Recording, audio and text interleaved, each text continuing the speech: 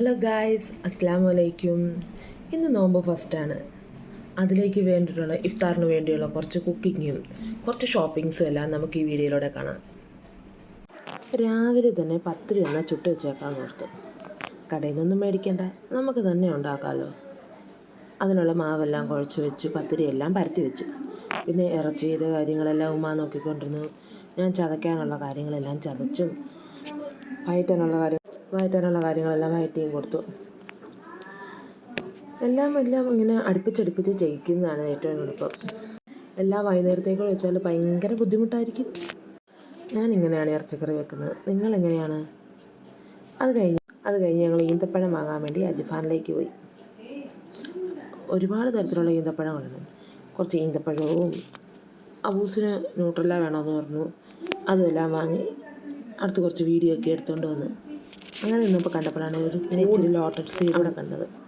പിന്നെ ശകലം ഡ്രൈ മാംഗോയും എല്ലാം വാങ്ങി ഞങ്ങൾ അജിഫാനിൽ നിന്ന് തിരിച്ച് പിന്നെ ഫ്രൂട്ട്സ് കടയിൽ വന്ന് കുറച്ച് ഫ്രൂട്ട്സും വാങ്ങി. എന്നിട്ട് നേരെ വീട്ടിലോട്ട് പോയി. മുന്തിരിങ്ങ വാങ്ങിയായിരുന്നു ജ്യൂസ് അടിക്കാൻ വേണ്ടി. അതെല്ലാം നല്ലപോലെ വൃത്തിയാക്കി കഴുകി വെച്ച് തിളപ്പിക്കാനായിട്ട് അടുപ്പയിലോട്ട് വെച്ച്. ഞങ്ങൾ മുന്തിരിങ്ങ ജ്യൂസ് അടിക്കുന്നത് തിളപ്പിച്ചാൽ, നിങ്ങളെങ്ങനെയാണോ? അതാകുമ്പോൾ തിളപ്പിച്ചാൽ വെച്ച് കഴിഞ്ഞാൽ തണുത്ത് കഴിഞ്ഞാൽ ഫ്രീസറിലോട്ട് അങ്ങ് അടിച്ച് വെച്ചാൽ മതിയല്ലോ. ആ പണി അങ്ങനെ കഴിഞ്ഞു. മുന്തിരിങ്ങയെല്ലാം നല്ലപോലെ തിളച്ച് ഓഫ് ചെയ്ത്. ഇനിയും ഒരുപാട് പണികളുണ്ട്. ഇതിൻ്റെ പുറകെ തന്നെ നിൽക്കാൻ പറ്റത്തില്ലല്ലോ. പിന്നെ ജ്യൂസെല്ലാം അരിച്ച് ഫ്രിഡ്ജിലോട്ടാക്കി വെച്ച്.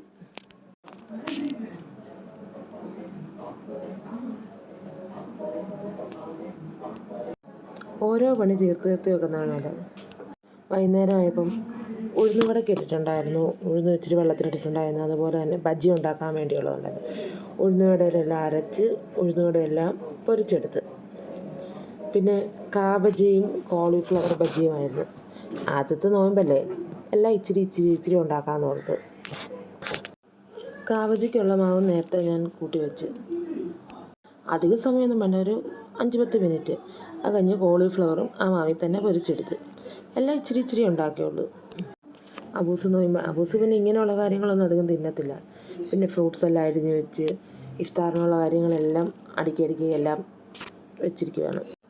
പിന്നെ ഉഴുന്നുവടയ്ക്ക് ചമ്മന്തി വേണം. തേങ്ങാ ചമ്മന്തി അരച്ചു. പിന്നെ ബജിക്കായിട്ടുള്ള മുളക് ചമ്മന്തി അരച്ചിട്ട് എല്ലാം എടുത്ത് വെച്ച്. നോമ്പ് തുറക്കുന്ന സമയത്ത് ഞങ്ങൾ ഈന്തപ്പഴവും ഫ്രൂട്ട്സും വെള്ളവും ഇങ്ങനെ ചെറിയ കടികൾ മാത്രമേ കഴിക്കാറുള്ളൂ. ഇതിനിടയ്ക്ക് പത്തിരി എല്ലാം ചുട്ടെടുത്തിട്ടുണ്ട്.